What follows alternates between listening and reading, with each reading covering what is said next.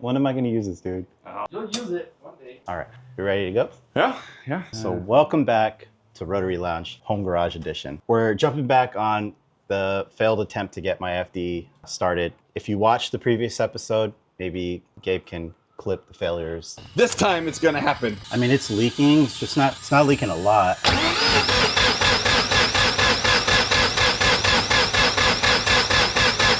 I thought it was ready for startup and wouldn't turn over. During that day, I wasn't really in a position to check diagnostics and figure out what it was. After that failure attempt, it wasn't too hard to figure out. No spark was the issue.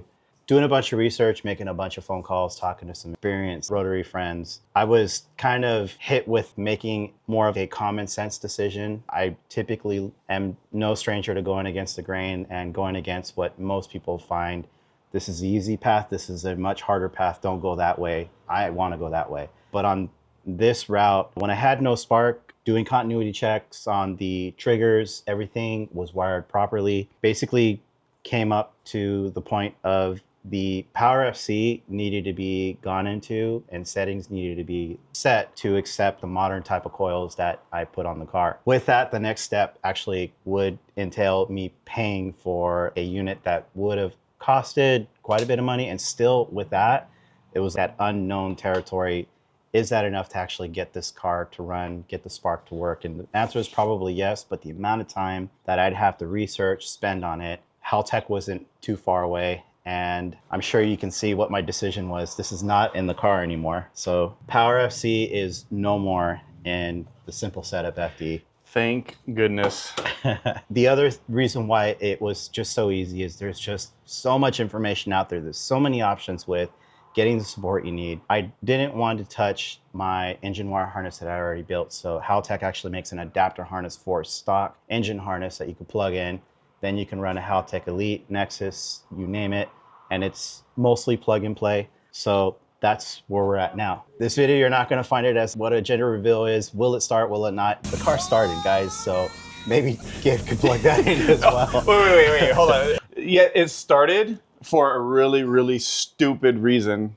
Actually, it didn't start for a stupid reason, and I'll let Greg explain, but we'll throw in a little clip here of what happened, because honestly, His facial expression was something I've never seen. Yeah, I don't think any of us have seen that. I would venture to say the equivalent I could only imagine, because I didn't know Greg when he was a young man, was the first time he got laid. He couldn't wipe the smile off this dude's face. Are you gonna have to put that parental advisory? Yeah, parental advisory. We might. Yeah. All that to be said, I know it was a thing of mixed emotions, but what was the culprit of why it wouldn't start, and how did you fix that?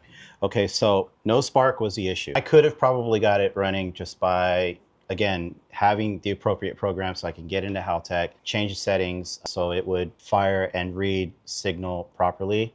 Didn't go that route. So then I went with Haltech.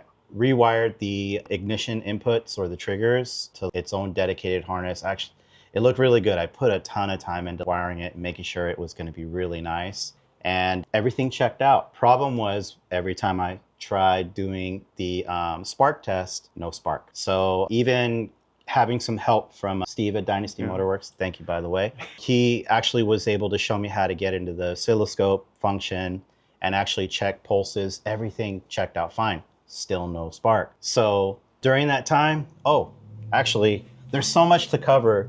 There's a lot of emotions. There's a lot of things going on, but let's go into the sun real quick. So this is kind of a common sense disclaimer, and as you're doing firmware updates, Haltech actually reminds you multiple times, unplug your coils. I didn't unplug my coils.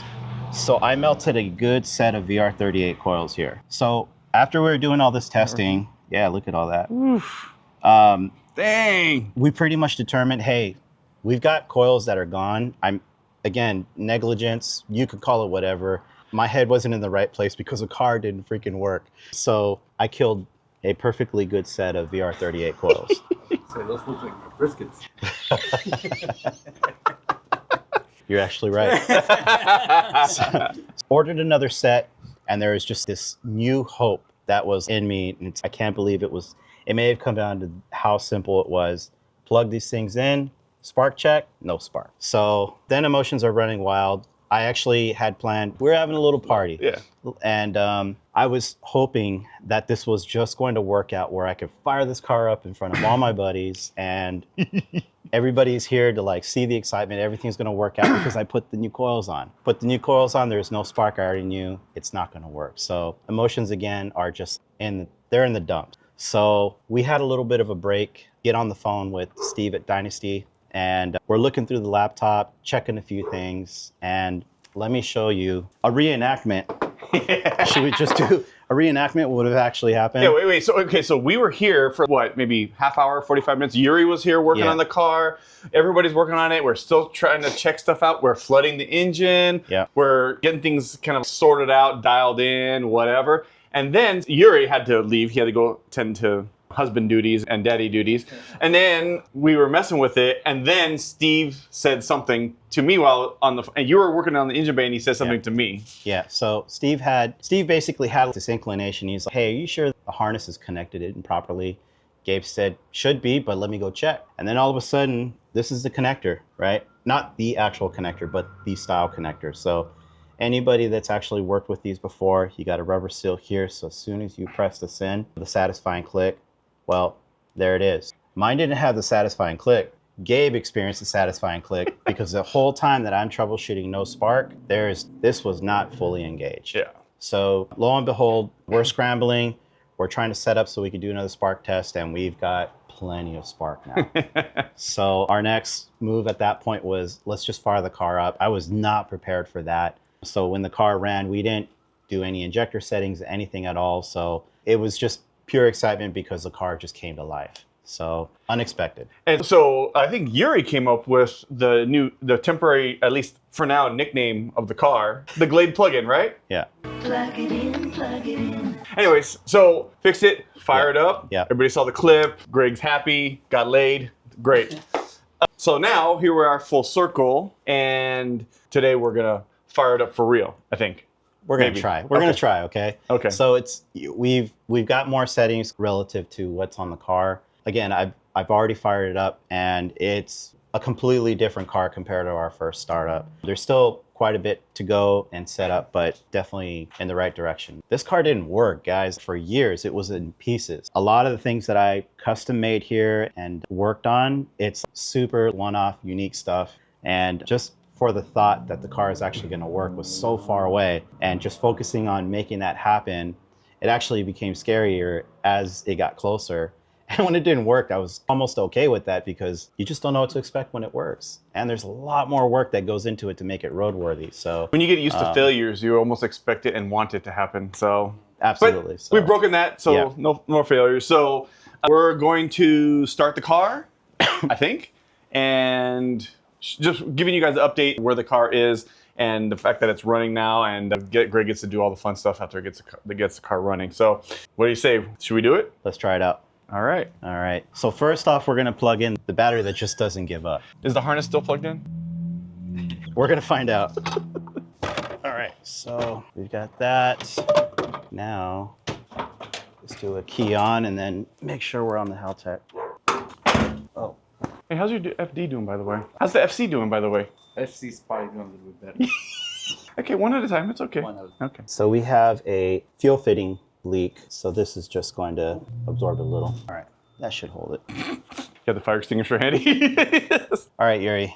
You're in charge of turning the key. Actually, maybe I'll do it. So we got to give it a little gas. Oh, all right. You guys ready? Wait, hold on. Just for good measure, just got to make sure this actual connector is actually connected, and it sure is.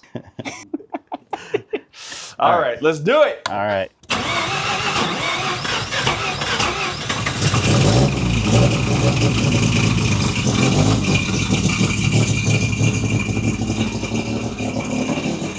Easy. Yours idles way lower than mine. Yeah.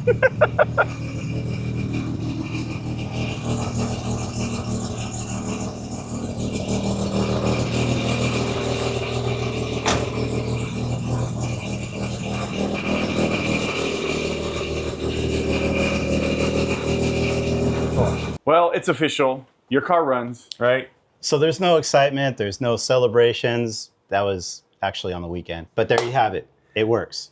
All right, so what's next? First, to resolve some leaks. One of my hard lines leaks, so I'm going to remake it. One of my oil feed fittings, which I made as a hard line, has a light leak as well, so I'm going to address that. Take care of those, probably wire in a fuel pressure sensor, work on the hydraulics, so I'm going to get the brakes working, clutch working, because the car is close enough that I think as soon as we dial in the idle for it to stay on and all of that, it's actually going to be roadworthy. So that's the big thing that I'm going to work on, is making sure it's roadworthy. All right, so next episode, maybe we'll take it for a cruise around the neighborhood, maybe? Maybe, or depending on how things work out, maybe I'll take you along with some of the minor things that I'll make or showcase some of the cool things. I got some cool ideas. But yes, it works. So I can officially say now, all of my cars work. Can you say that, Yuri? Can we say that? Actually, all my cars do fire up. Yes, they do. They don't go anywhere, but they fire up. So yeah, there you have it. Again, we've got somewhere with all of the failure that's happened. We finally got a positive note on this. Again, there's still quite a bit that needs to be done, but this is a heavy leap in the right direction. So big thanks to the guys that were there.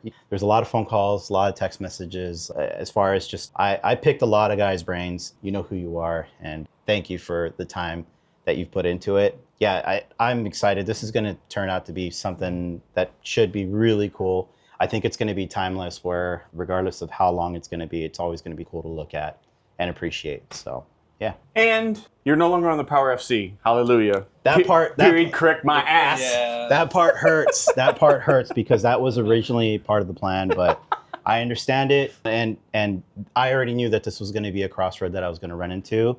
I just didn't think it would be without the car actually not working or running. So all you guys that are actually looking for a real period correct car that want a Power FC, go ahead and hit us up. Maybe Greg will hook you up and give you a good deal on a slightly used Power FC. Gently used. Gently used. Cried on for sure. Yeah, definitely cried on it. So, all right. So we reached the end, hit another goal of ours, and this just goes to show, no matter how crazy things appear to be, or there's just no end to being successful with the goal, just keep asking questions, keep researching, just try and figure it out, because once you actually achieve it, it's worth it. I can't tell you how I felt once this thing fired up. It was a really good feeling.